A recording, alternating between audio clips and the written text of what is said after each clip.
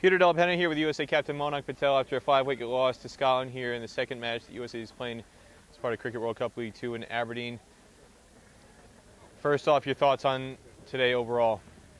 I think overall we played really well. The way we started in the first innings, I felt like 295 was a good score. Even in the fielding second innings, I think first 15 overs we were in the game. We took 2 wickets and there was a small partnership and we got back in the game again by getting wicket of Jones. And then the game went away from our hand.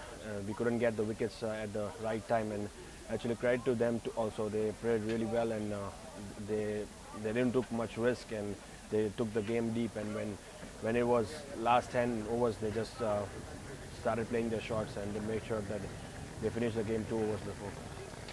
This was a record chase at this ground. Nobody had chased more than 287, and that was back in 2009.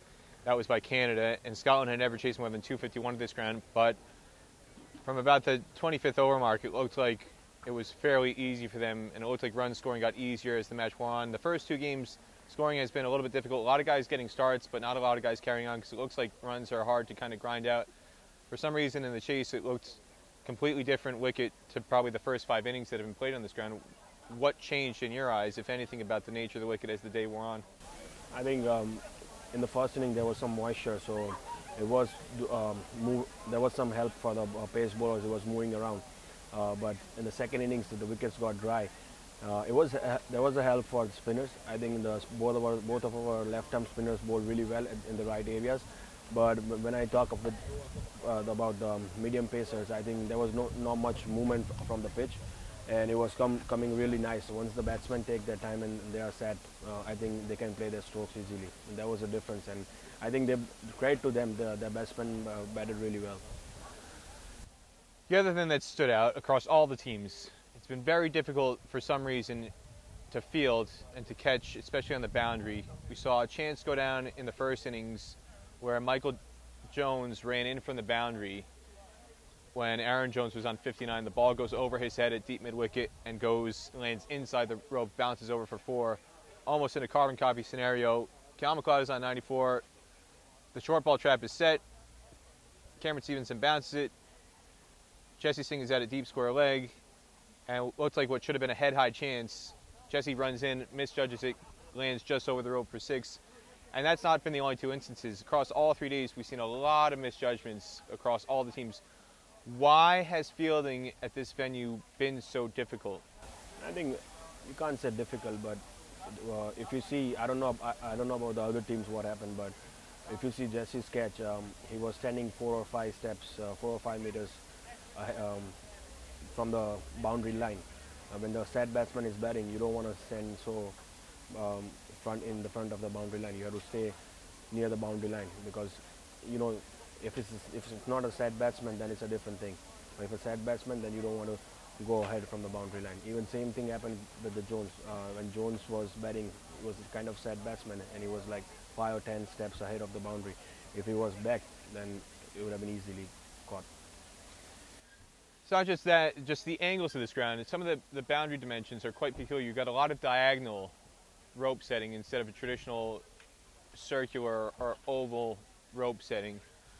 Is there anything else from that standpoint that has made fielding difficult? Because again, we've seen a lot of balls that have been hit across all the teams where it looks like a 1 might turn into a 2, or a 2 could be cut off into 1. Guys are taking really poor angles and they're turning boundaries or singles into 4s. Is there anything that you can pinpoint from your vantage point where you are behind the stumps in terms of setting angles for the field, or seeing the approaches guys are taking that is causing difficulty across all the teams? I think a few of the angles on this ground is a little bit on a longer side and wider side too, so anything in the gap is you're gonna get easily 2 runs. If you try to save that 2 runs, you'll end up giving boundary easily.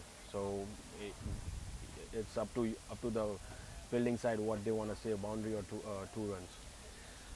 Part of the reason why Jesse Singh was on the field, Aaron Jones spent most of the fielding innings off injured. He scored a very impressive century, but he was hit in the box, was down in a bit of pain, and then also it looked like, couldn't really pick it up, but it looked like on the last ball of the innings when he was trying to run that 2, it looked like he may have strained a groin or strained a hamstring on the very, very last ball of the innings. And he was getting an awful lot of treatment First off, what is his status going forward for the rest of the series? We have 2 days rest, so it's nothing major, and I feel like he'll be fine taking 2 days rest. And just on his century, scoring the way he did, 26 balls it took him to go from 50 to 100, and his acceleration in that last over in particular, 26 runs off that final over. What impressed you the most about the way he batted today? I think he batted for the team. The way he batted, his approach was, he approached the situation really well. According to the situation he batted, he changed his gears, so that impressed me the most. I think a lot of fans back home in the US are curious why he doesn't bat that way more often. Typically somebody whose strike rate is in the 70s or low 80s, he takes a lot of time to get going.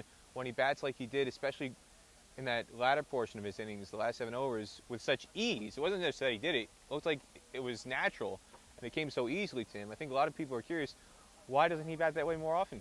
I think it's depends on your rhythm, how your rhythm is going on when you are batting. Sometimes when you score 50, you might be struggling, and then also you will score 50. And sometimes you will score 50 in like 30, 40 balls. It all depends on how your rhythm is going.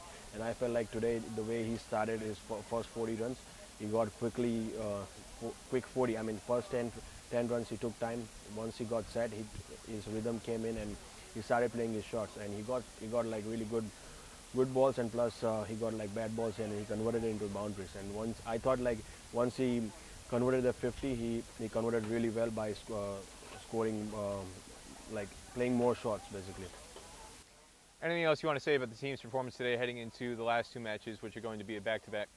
I think there's a lot of positives from this last 2 games, and we just want to make sure that our other players contribute. There has to be some small contribution from all the players. In these last 2 games, it's just 2 or 3 players from the batting department and bowling department are clicking, and the others are not clicking that much. So we need to make sure that the other gives some support to the other players. All right, USA captain Monank Patel, thanks again.